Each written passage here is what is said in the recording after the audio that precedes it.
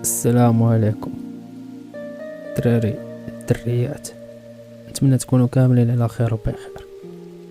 مرحبا بكم معنا في قصة عايرة من الدرجة الأولى.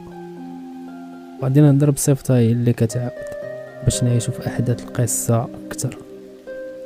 المهم باش ما نطولش عليكم، ضرب معاك هذيك لايك وشي كومونتير كيف ما كان، وديك ابوني باش يبقى يوصلك الجديد ديما انت الاول. يلا نبداو.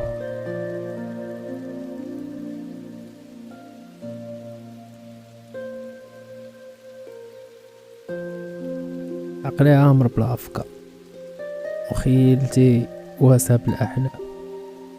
الناس بالليل طاير، المزيكا كتعيشني في عالم اخر. في كل ليله تندير ليكيت وتنغمض عويناتي، تنبدا نخمم ونتخيل ونعاود كاع الاحداث اللي وقعوا معايا النهار كامل بطريقه مختلفه، وتنعيش اللحظه. علاش دابا بنت في عمرها 16 عام عمرها راسها بهادشي، عوض ما تديها في قرايتها؟ كنت بنت صغيره بريئه بحال كاع البنات، عايشه مع العائله ديالي المكونه من اب وام وجوج ديال الاخوات. تنقرا في مدرسه عموميه حدا الدار، وعندي بزاف تاع الصحابات. ما تنسخاش باللعب معاهم، ما تنعرفش شنو هو الزين، اللباس، الماكياج، التصاحب. تمنيت كون بقيت هكا.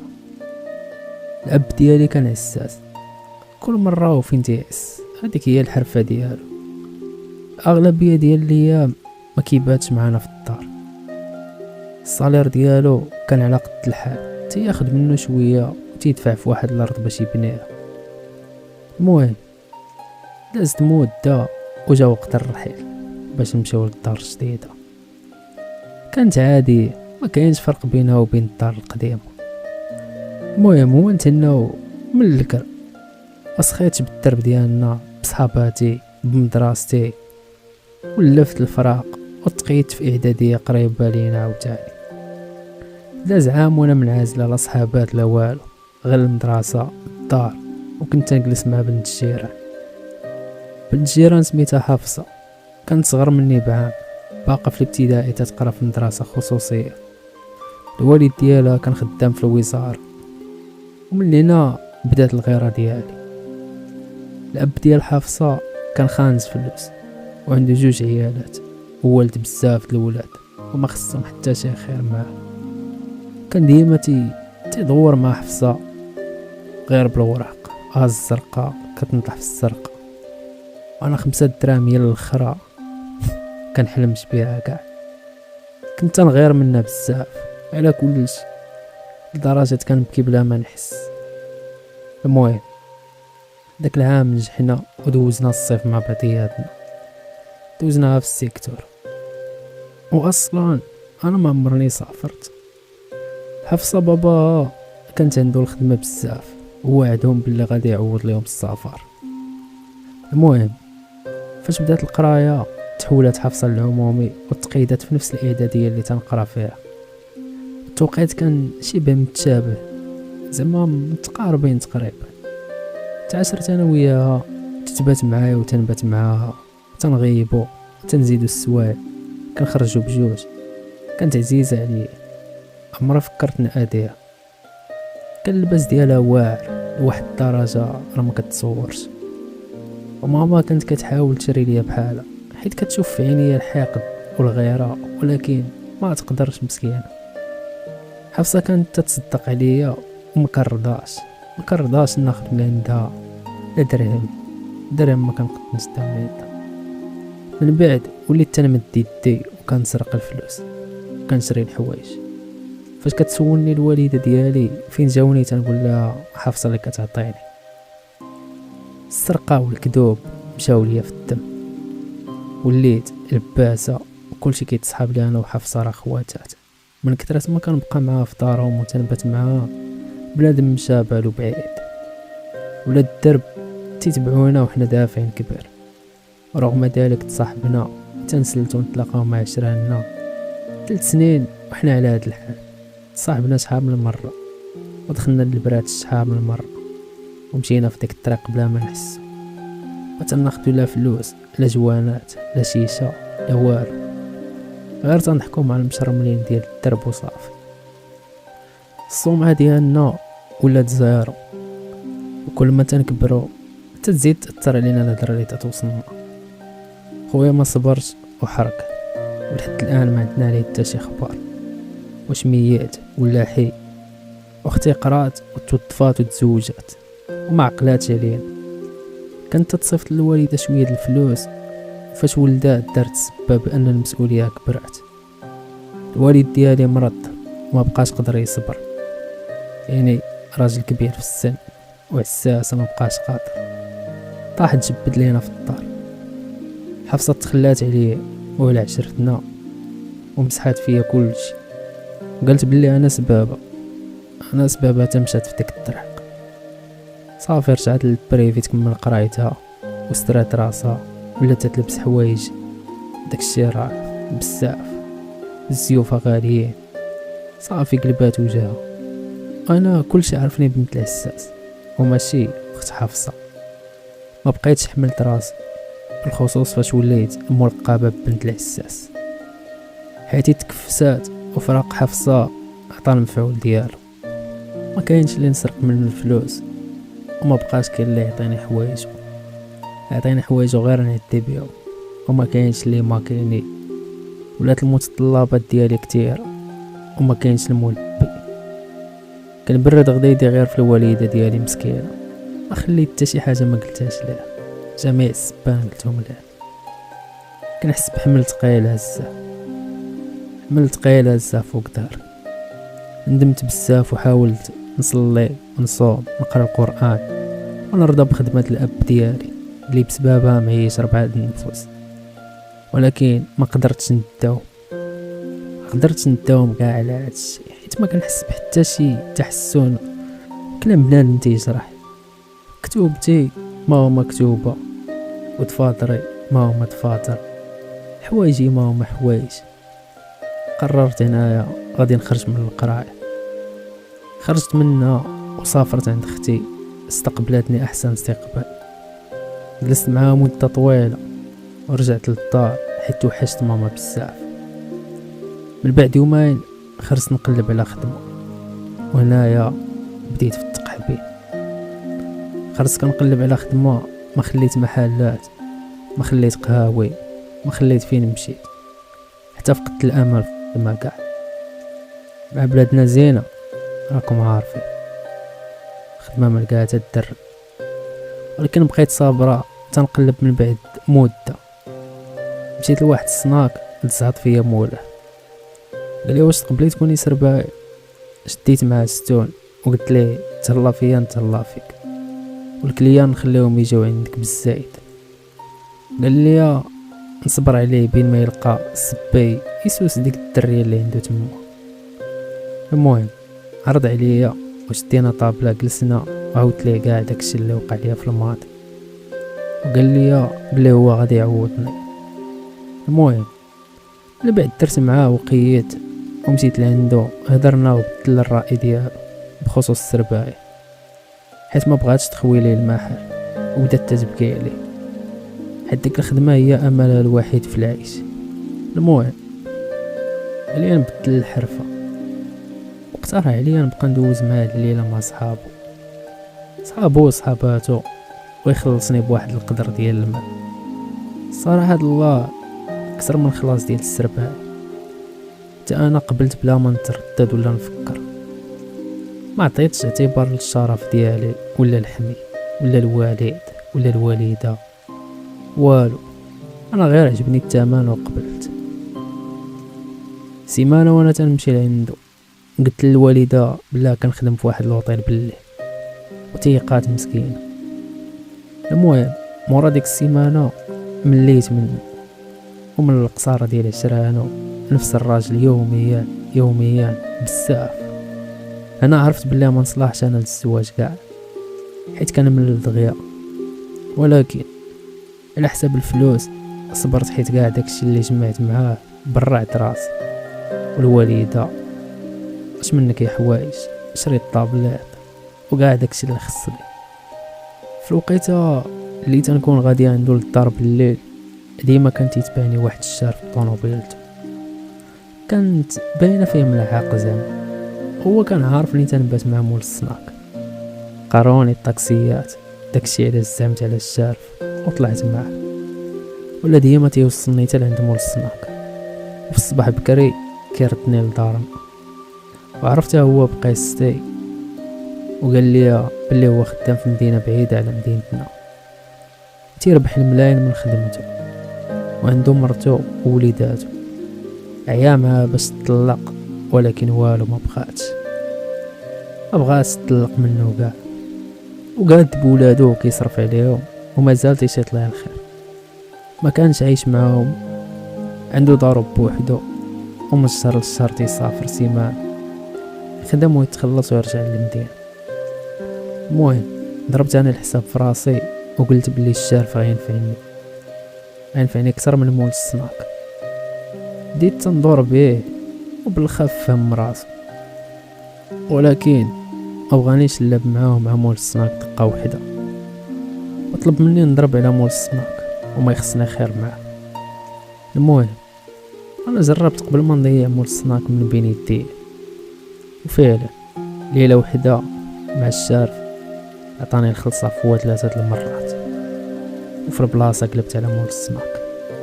الوالده عاقت لي، حسات بشي حاجه، حيت الفلوس صراحه الله كتير، وكان ضموندي غير على داكشي الغالي، حتى من علامات التقحبين بانوا فيا. داكشي علاش طلبات مني نتخلى على الخدمه، وخانا اللي هزا ليها الدار ودواد الوالد، ولكن بغاتني نجلس وتخرج هي تخدم. الله يسمح لنا من الوالدين. انا ما قبلت، حيت عارفه واخا تخدم 100 خدمه ما غاداش تلبي لي حاجياتي، واصلا مليت من ديك الدار ومن داك الحي بنادم غير حاضر. فكرت مزيان ومشيت هدرت مع الشارف واقترحت عليه واحد الفكره. الليل كله هي شغله ليا بالي وعجباتو بزاف. المهم طلبت منه يشري لي ابارطمون، يشريها لي في المدينه اللي خدام فيها ويكتبها لي في سميتي، حيت هو اصلا خانز فلوس وهادشي ما كيسوى عنده والو، ويبقى يحط لي المصروف ديال الدار بحال ليله مزوجين. الوقت اللي جاي يخدم في ديك المدينه يبقى يبات معايا في الدار، بلاص ما يمشي للوطيلات ونسي في مرتو والقشله تاع ولادو. انا كنت مبليه بحبوب منع الحمل ما تيخطاونيش كاع. المهم هو وافق والتاني معاه، دوزت احلى واجمل الاوقات في حياتي، في الحياه ديالي كامله. عباد الله كنا تنباتو في اوطيل 5 ايطوال، البحر يوميا، والشيوات اللي تناكلو عمرني ما كليتهم في حياتي، حتى اللباس، التسريحات، الماكياج، داكشي اللي كندير كنت غير كنحلم بهم وحق الله. المهم هاد المده اللي تندوزو في هاد الشيء غير بين ما يقاد ليا الشيبان الورق ديال البارطمون. مع العلم انا مشيت مخطر كلشي وما هزيت معايا حتى ورقه، حتى شي ورقه اللي تدل على الهويه ديالي، بحال الا مقطوعه من شجره. والوالده خليت ليها رساله باللي انا غادا نحرق ونرجع بلا ما تقلب عليه. المهم الشيباني كان كبير في العمر ووقته قرب، لعبت ليه بعقلو مزيان، كان اللي تيشوفنا تيتسحاب لي انا واش بنتو. مشى كتب في الوصايه ديالو من بعد ما يموت املاكو كلها تولي ليه وباسم مصور وهويه مصوره متقونه وباللي انا بنتو. داكشي كان مخربق بزاف. المهم دوزت معاه سنين في الدار جديده في المدينه جديده وباسم جديد وصفه جديده. كان عاجبني الحال وتأنيب الضمير ما حساش به نهائيا، لدرجه فكرت نقتل الشارف ونتهنى منه، حيت عييت من العنف ديالو في ممارسه الجنس. كل ليله خليته ترجع للمدينه عند ولادو وخططت ليه مزيان، خططت العمليه اللي غادي نقوم بها. من بعد مشيت عند واحد الشوافه سمعت بالله مزيان وعاودت ليها شنو بغيت ندير. فاش تنفكر وطلبت منها تشوف ليا واش انا قاده بهاد الفعله ولا لا، وشافتو قالت لي باللي غادي نسلك منها. عطاتني واحد السم من الاعشاب تيقتل في البلاصه، وفي التحاليل كيخرج باللي المفعول ديالو من بعد نص ساعه ولونه شفاف ما كيبانش حتى في الم. عطيتها بزاف ديال الفلوس وقلت لها غادي نرجع ونزيدك. بقيت تنتسناه حتى راس الشهر وخونا جا. المهم مع جا دخل عيان لاهيتو واحد الساعه ديال المكانه، وانا ديجا وجدت كلشي من قبل. عاد وجدت ليه هو الشراب ودرت ليه فيه السم، داك السم اللي عطاتني الشوافه المشعوذه. مع شربو طاح في البلاصه، ومشيت انا دغيا غسلت دوك الكيسان ولحد داك الشراب وداك الشي كله بدم بارد وما خايفاش نهائيا. خديت ليه وراقيه وقيدت الكود تاع البنك وبزاف د المعلومات.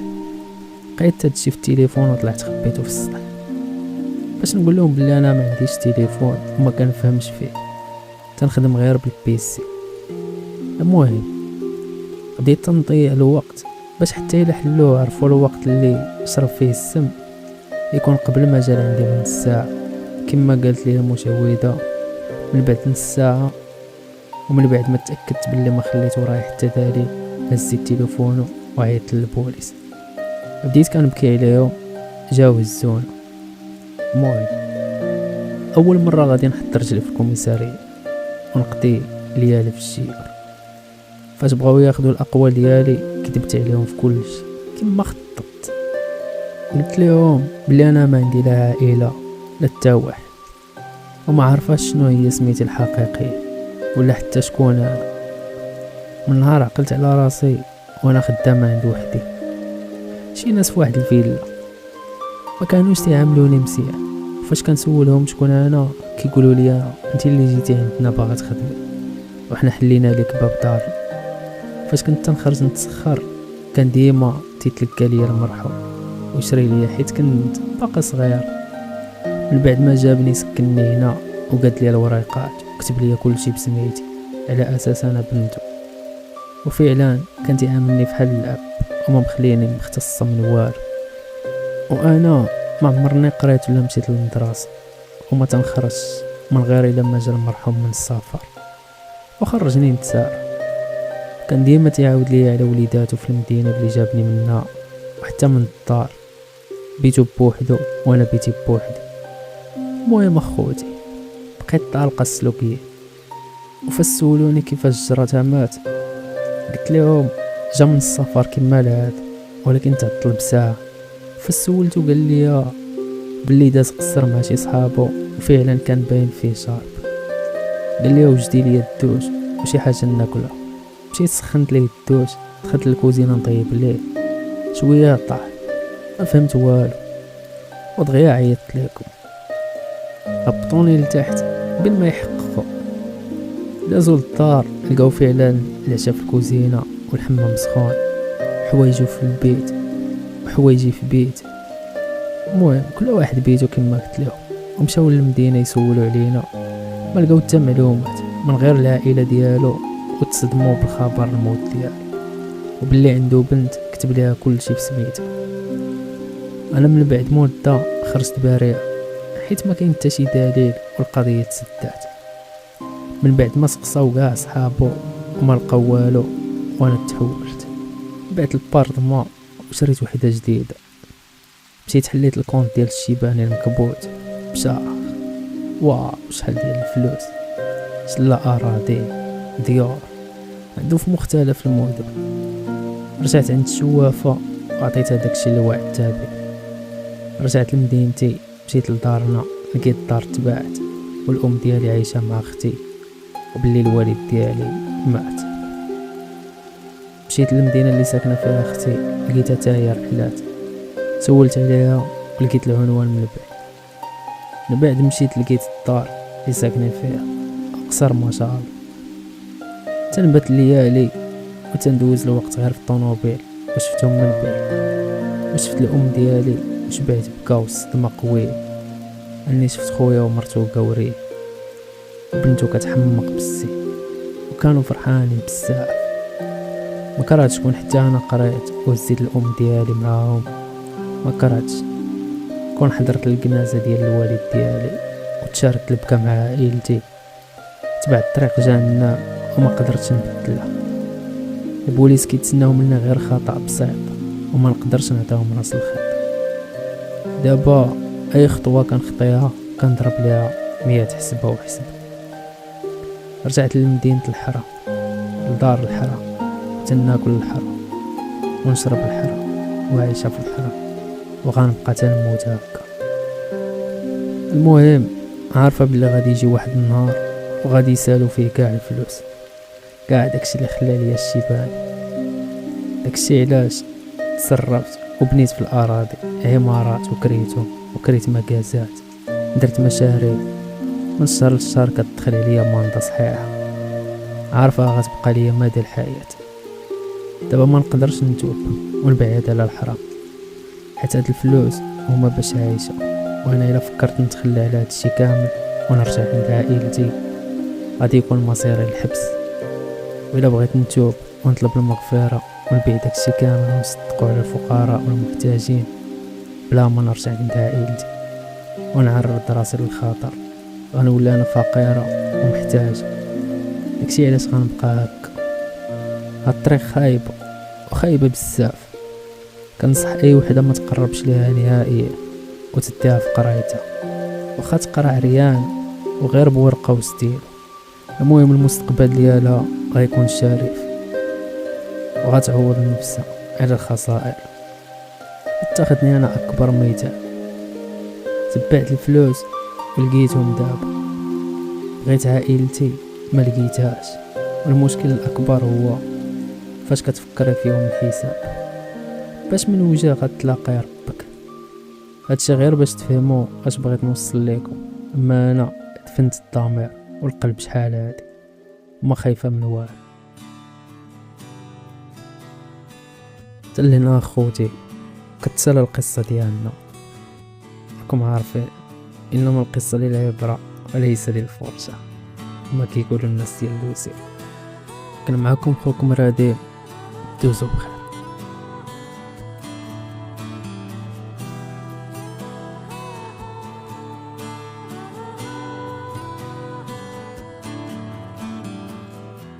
And here you are.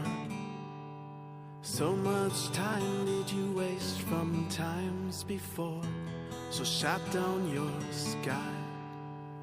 Out all lights out and die. And now you go. The cold chill cracks. A positive self-detach in any